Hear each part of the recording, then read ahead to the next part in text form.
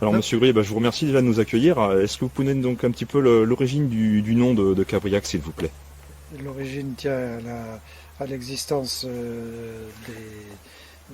d'une foire qui se tenait le 25 mai chaque année et où il était surtout question de l'achat et de la vente de chèvres et de cabris, donc d'où le nom de Cabriac.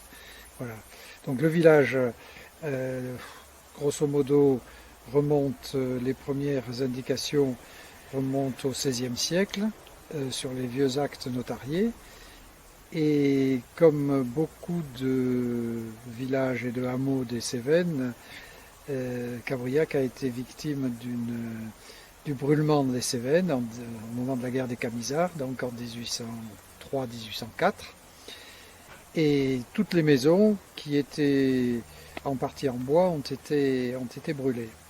On est sur le territoire du chef camisard Cassanet, qui est originaire de Massevac. Oui. Est-ce qu'il a utilisé un petit peu le hameau de Cabriac? Est-ce qu'il y avait un lien avec du col de Porte? Vous avez des éléments à cet égard? Non, il ne semble pas que, à propos de la guerre des Camisards et du rôle de Castanet, je ne pense pas qu'il y ait grand-chose à retenir de... Il a beaucoup bougé hors de ce territoire. Oui. Après, il est originaire, mais après, il n'a pas eu de... Oui, je ne pense pas. Y a-t-il eu des gens pendant la Seconde Guerre mondiale qui ont été cachés ici à Cabriac? Alors, en 1944, début 1944, juste avant le massacre de la parade, il y a eu une histoire un peu triste, en tout cas pour certains des participants à cette histoire, c'est que on se trouve donc au moment de la débâcle allemande et il y a un jeune soldat de la Wehrmacht qui a été, évidemment moi je suis né en 1948, donc ce n'est que par témoignage que j'ai entendu cette histoire. Il y a eu un déserteur allemand qui a voulu se cacher d'abord à Cabriac et ensuite qui a voulu partir par la route qui est là, l'ancienne départementale 19. Il a été rattrapé par ce qui restait de l'armée allemande et fusillé, semble-t-il, pas très loin d'ici, sur le chemin qui conduit à Jontanel. C'était pas un jeune soldat qui était blessé à la jambe de mémoire? Si, j'ai eu des souvenirs. Oui, c'est possible. Ce coup d'air Je vois que vous connaissez l'histoire. il m'a fait quelques, mais j'avais pas d'éléments et ils n'étaient pas très concrets, donc pour moi, donc c'est pour ça que je voulais. Et ça a été dur cette période ici pour Cabriac ou? Je pense que ça a laissé un peu des traces parce que à propos de la Seconde Guerre mondiale, il y a un élément qui, à mon avis, caractérise un des habitants. J'ai déjà cité son nom, c'est Lucien Havesque. Lucien Havesque était né en 1917. Il est parti d'abord au service militaire, puis il a été fait prisonnier en Allemagne, en Bavière. Et c'était quelqu'un qui avait, je pense qu'on peut le dire, une grande autorité morale.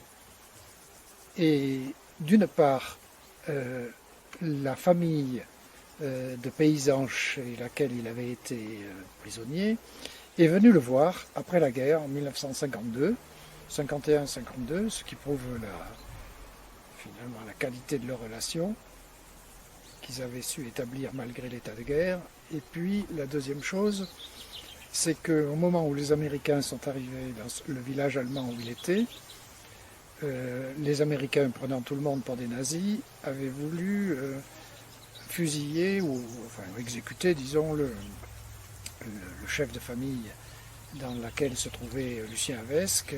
Et connaissant cet homme, Lucien Havesque s'est interposé pour que l'homme en question ne soit pas exécuté. Voilà. Je dis ça parce que je pense que le souvenir de cet homme vaut la peine d'être cité. Il y a un élément qui m'a beaucoup... j'ai toujours eu un doute. Vous êtes proche de l'Aigual quand même ici. Oui. Et donc l'Aigual était complètement, comme l'expression de l'époque, pelé. Et il y a eu des problèmes comme la crue de 1900 qui a quand même il y a eu une démarche de reboisement. Est-ce que le massif qui est derrière vous fait partie de ces zones d'implantation de reboisement? Oui. Donc Cabriac au-dessus était nu comme le Mont Aigoual. Ah oui. Oui, donc, Mais moi je me souviens quand j'étais enfant, les territoires étaient beaucoup moins boisés que maintenant. Je pense qu'on est à 1300 mètres à peu près, 1200 non, mètres. 1200. 1200 mètres. Alors, question de l'acheminement de l'eau, lorsque l'adduction d'eau a dû se faire ici à Cabriac. Oui. Il y a une source naturelle qui était à proximité. Oui, alors il y a une source qui alimentait 3 maisons, celle des Avesques, celle des Poujols et celle de l'ancien restaurant, là, qui s'appelait aussi, tenu par des Poujols. Et en 1961 a été mise en place ce qu'on appelle l'adduction d'eau du Causse Méjean. Alors, il y a un sujet qui a toujours été complexe, surtout en ce moment, et il revient bien malgré nous, le loup. Est-ce que vous avez eu des souvenirs via vos parents ici dans ce grand massif de la présence du loup? Non. Ma grand-mère, qui était née, j'ai une grand-mère qui était née à Merveilles en 1884, et elle nous en parlait quand on était enfant, et je pense qu'elle devait avoir quelques souvenirs, mais non, moi j'ai jamais... J'ai trouvé très pertinent moi, le procès fictif avec des gens extrêmement compétents qui se sont déplacés de Florac. Ah, oui. Et je pense que même mon frère y a participé. Il a participé, même la présence de personnes représentant l'élevage comme Monsieur Beauvais, plus des gens éminemment compétents venant à orchestrer tout cet élément. J'ai vu sur son mur, moi, des gens qui ont eu un regard tout autre, alors qu'ils ne connaissent absolument pas la moyenne montagne. Et je pense que ça fait bouger les choses. Mais le problème, c'est que quand on n'est pas concerné, c'est très complexe de faire bouger les choses. Et j'ai peur à moyen terme pour les exploitants ici sur zone. Bien sûr. Alors j'ai vu Rousse aujourd'hui évoluer. Je me rappelle en 1982, il y avait 67 habitants permanents l'hiver. Aujourd'hui, on est à 67. Aujourd'hui, on doit être peu ou prou sur la centaine d'habitants. Je peux pas le quantifier avec exactitude. Aujourd'hui, à Rousse, au niveau touristique, il y a le canyoning, le Tapoul, la Via Ferrata. Vous avez quand même des randonnées pédestres, vous avez des commerces, vous avez un restaurant, la ruche, les chalets, un garage, plusieurs artisans, un atelier de découpe de transformation de viande bovine et de charcuterie. Vous avez un atelier, un électricien. Comment vous voyez Rousse aujourd'hui, ce regain? Vous pensez que ça pourrait être pérennisé dans les années à venir, cette dynamique? Moi je pense que ça fait partie de ces communes qui effectivement se redynamisent. Je pense aussi qu'il faut considérer le fait que les gens peuvent venir et continuent à venir à Rousse parce qu'on n'est pas dans un village comme on peut en trouver tant en France. On est au cœur des Cévennes. Vous venez de citer des activités touristiques comme la Via Ferrata, le canyoning du Tapoul, etc. Je pense que c'est normal de l'exploiter, mais je pense qu'il faut garder un certain visage à Rousse, et je trouve que quelquefois, par exemple, l'urbanisme, ça manque un peu de plan d'urbanisme ou le côté...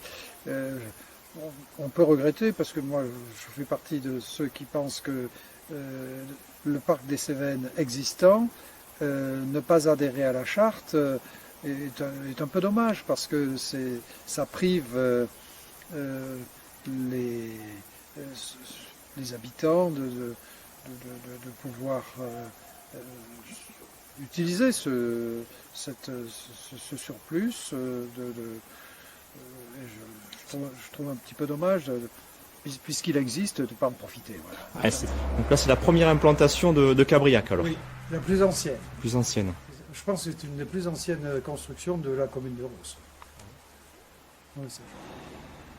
Oui. Merci encore. Je vous en prie.